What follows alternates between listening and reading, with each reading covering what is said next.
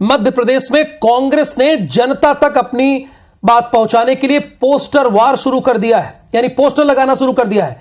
कांग्रेस ने दावा किया है कि कमलनाथ ने जो घोषणाएं पूर्व में की थी, यानी 2018 में की थी, उनको पूरा किया जाएगा।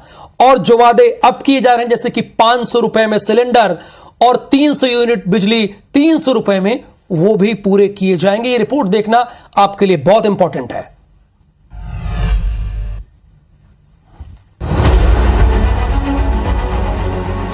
सारे सपने होंगे साकार जब प्रदेश में होगी कमलनाथ सरकार। इस स्लोगन के साथ कांग्रेस ने एमपी में चुनावी एजेंडा, मैनिफेस्टो दोनों फिक्स कर दिया है। कर्ज माफी, पुरानी पेंशन, रोजगार, 500 रुपए में गैस सिलेंडर और सस्ती बिजली के अलावा कांग्रेस ने सीएम शिवराज सिंह चौहान की फ्लैगशिप लाडली बहना योजना का तोड़ भी जनता के सामने रख दिया है। सरकार बनने पर कांग्रेस ने महिलाओं को हर महीने 1,500 रुपए देने का वादा किया है। इस पोस्टर वॉर की शुरुआत चुनावी साल 2023 के आगाज के साथ ही हो गई थी, जब कांग्रेस ने नया नारा दिया था, नया साल नई सरकार। हालांकि कांग्रेस के वादों को बीजेपी नकल बता रही है। वादों पर बीजेपी का वार हुआ तो कांग्रेस का पलटवार तो आना ही था। कांग्रेस ने कभी भी अकल से काम नहीं किया, कांग्रेस ने हमेशा नकल से काम किया है। अगर वो अकल से काम करते तो आज कांग्रेस की दुर्दशा नहीं होती। 1500 क्यों, वो तो 15,000 भी कह सकते हैं, क्योंकि सरकार उनकी बनना ही नहीं है, उनको मालूम है।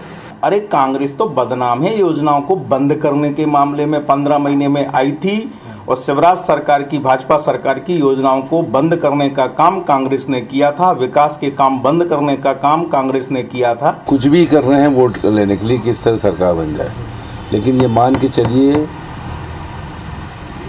कि पूरा का पूरा जनता इनके खिलाफ है। आज भारतीय जनता पार्टी के कई बूथ मैनेजमेंट करने 114 नहीं, अब 174 से ज़्यादा सीटें आएंगी।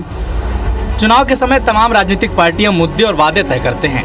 एमपी में कांग्रेस ने तो अपने पत्ते खोल दिए हैं और अब बारी बीजेपी की है। इन सब के बीच जनता ही जनार्दन है। जनता जिसके वादों पर भरोसा करेगी वही सत्ता की कमान संभालेगा।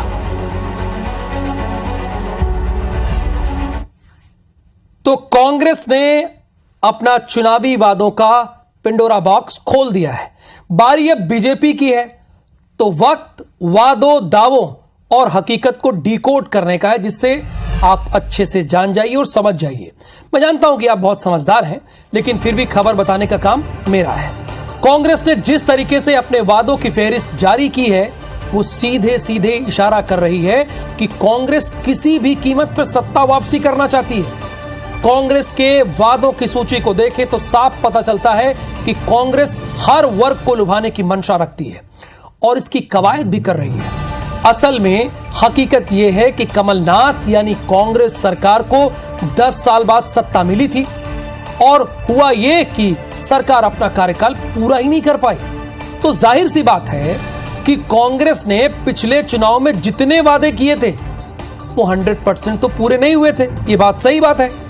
रही बात बीजेपी की, तो बीजेपी लगातार 15 साल सत्ता में रही है, फिर 2.5 साल का गैप हुआ, फिर सत्ता में वापसी हो गई। इसे 2.5 क्या 15 महीने मानिए। अब बीजेपी के सामने कांग्रेस से बड़ी चुनौती है और वो चुनौती ये है कि उसे सत्ता फिर से पानी है और लगातार शिवराज ऐसी घोषणाएं कर भी रहे हैं। बहरहाल देखना होगा कि बीजेपी कांग्रेस के बरक्स कैसा मैनिफेस्टो पेश करती है।